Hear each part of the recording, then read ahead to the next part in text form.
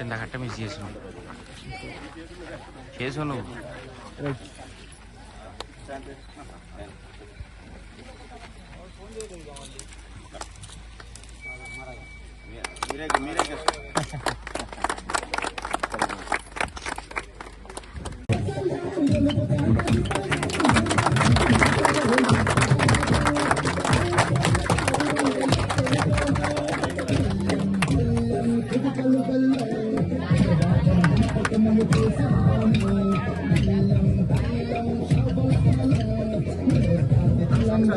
పనుల జాతర కార్యక్రమం ఈరోజు నేను ఈ మండలంలో మొట్టమొదటిగా గణుగులపల్లి నా స్వగ్రామైనటువంటి గణుగులపల్లిని నేను ఈరోజు కార్యక్రమాన్ని ప్రారంభించడం జరిగింది.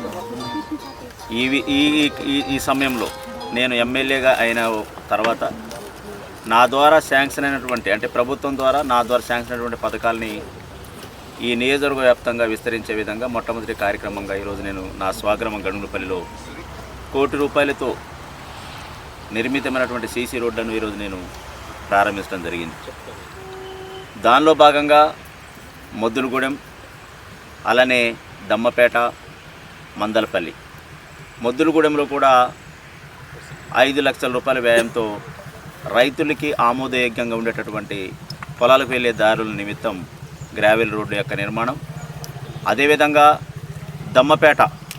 దమ్మపేటలో కూడా రైతులకి గ్రావెల్ రోడ్డు నిర్మాణానికి 8.5 లక్షల వ్యయంతో, అదేవిధంగా మందలపల్లిలో రైతులకి ఏదైతే దారికాలను అడిగిందో వాళ్ళకి గ్రావెల్ రోడ్డు నిమిత్తం ₹3,80,000 ఈరోజు ఎన్ఆర్ఐజెస్ సందర్భంగా ఈరోజు నేను శంకుస్థాపన చేయడం జరిగింది. చాలా సంతోషంగా ఉంది. తెలంగాణలో కాంగ్రెస్ ప్రభుత్వం వచ్చిన తర్వాత అన్ని సామాజిక వర్గాల్ని ఏకత్రాటికి మీద తీసుకెళ్లడంతో పాటు అదేవిధంగా గ్రామాల యొక్క మౌలిక వసతుల రూపకల్పన విధంగా అద్భుతమైన కార్యక్రమాలు చేపట్టడం జరుగుతూ ఉంది.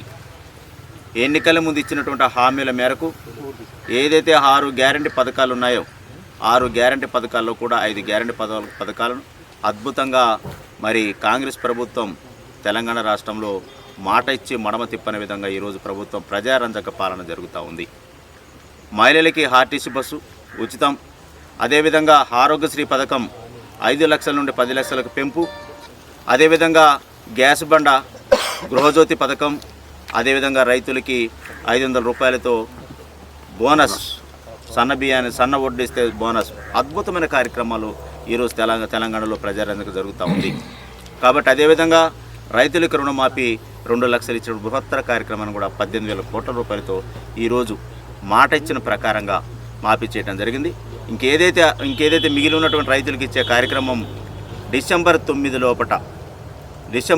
లోపట పూర్తిగా రైతులకి రుణమాఫీ చేస్తానని చెప్పేసి ప్రభుత్వం ప్రకటించింది. అది కూడా త్వరలో కూడా మనం ఇవ్వబోతూ ఉన్నాం.